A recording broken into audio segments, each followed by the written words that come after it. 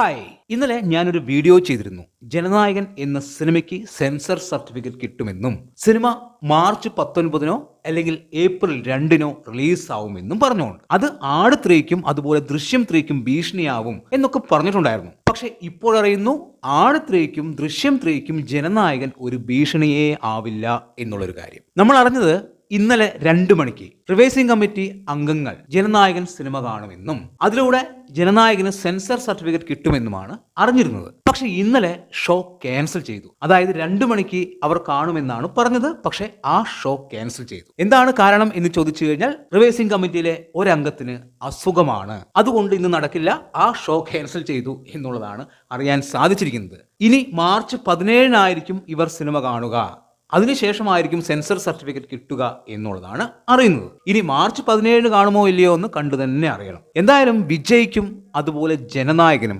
കഷ്ടകാലമാണ്. നമ്മൾക്ക് എല്ലാവർക്കും അറിയാം, വിജയുടെ അവസാന സിനിമയാണ് ജനനായകൻ. അത്രയേറെ പ്രതീക്ഷയോടെയാണ് പ്രേക്ഷകർ ആ സിനിമയെ കാത്തിരിക്കുന്നത്. ജനുവരി 9 റിലീസ് ചെയ്യേണ്ട സിനിമയാണ്. ഇനി എപ്പോ എന്നുള്ളത് ആർക്കും അറിയില്ല. വിജയ് എന്ത് ചെയ്താലും അത് വലിയ തിരിച്ചടിയായിട്ടാണ് വരുന്നത്. ഇന്നലെ സിനിമയ്ക്ക് സെൻസർ സർട്ടിഫിക്കറ്റ് കിട്ടും എന്ന് ഉറപ്പിച്ചതായിരുന്നു. അപ്പോഴാണ് കഷ്ടകാലം അസുഖരൂപത്തിൽ റിവൈസിംഗ് കമ്മിറ്റിയിലെ ഒരംഗത്തിന് വരുന്നത്. ആ ഒറ്റ കാരണം കൊണ്ട് റിവൈസിംഗ് കമ്മിറ്റി അംഗങ്ങൾ സിനിമ കണ്ടില്ല, ആ ഷോ ക്യാൻസൽ ചെയ്തു.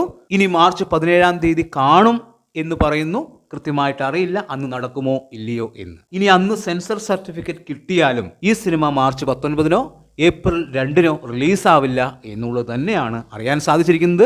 അതായത് ദൃശ്യത്തിനോ ആട് 3ക്കോ ഒരു ഭീഷണിയായിട്ട് ഈ സിനിമ വരില്ല. ഏപ്രിൽ 15 ശേഷം മാത്രമേ സിനിമയുടെ റിലീസിംഗ് ഉണ്ടാവൂ എന്നുള്ള തരത്തിലാണ് വാർത്തകൾ വരുന്നത്. എന്തായാലും കാത്തിരിക്കാം സിനിമയുടെ റിലീസിനായിട്ട്. എല്ലാം നല്ലതുപോലെ നടക്കട്ടെ. എന്താണ് നിങ്ങളുടെ അഭിപ്രായം എന്ന് കമന്റ് ബോക്സിൽ കമന്റ് ചെയ്യുക. വീഡിയോ ഇഷ്ടമായാൽ ചാനൽ സബ്സ്ക്രൈബ് ചെയ്യുക. പുതിയൊരു വീഡിയോയുമായി കാണുന്നതുവരെ ബൈ ബൈ.